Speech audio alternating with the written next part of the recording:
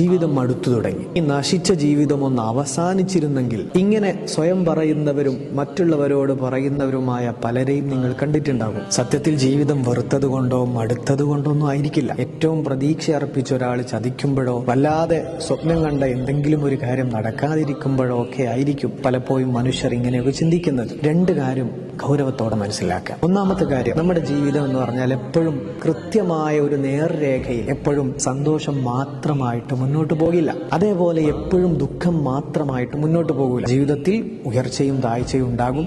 ഇത് ലോകത്തെ മുഴുവൻ വിജയിച്ച മനുഷ്യരുടെ ലൈഫ് സൈക്കിൾ എടുത്തു കഴിഞ്ഞാൽ അവിടെയൊക്കെ നമുക്ക് കാണാൻ പറ്റുന്ന കാര്യമാണ്. രണ്ടാമത്തെ കാര്യം, ഇത്തരത്തിലുള്ള മാനസികാവസ്ഥയെ നമുക്ക് ഒരു പരിധി വരെ രക്ഷിക്കാനുള്ള ഒരു ഒറ്റമൂലി എന്ന് പറയുന്നത് പ്രാർത്ഥനയാണ്. സുബ്ഹിക്ക് മുമ്പ് 2 റക്അത്ത് തഹജ്ജുദ് നിസ്കരിച്ച് റബ്ബുമായിട്ടുള്ള ഈ സംഭാഷണം നിങ്ങളുടെ ഹൃദയത്തിന്റെ ഉള്ളിൽ പുകഞ്ഞുകൊണ്ടിരിക്കുന്ന നിങ്ങളുടെ വേദനകളെ നിങ്ങൾക്ക് പരിഹരിക്കാൻ പറ്റും.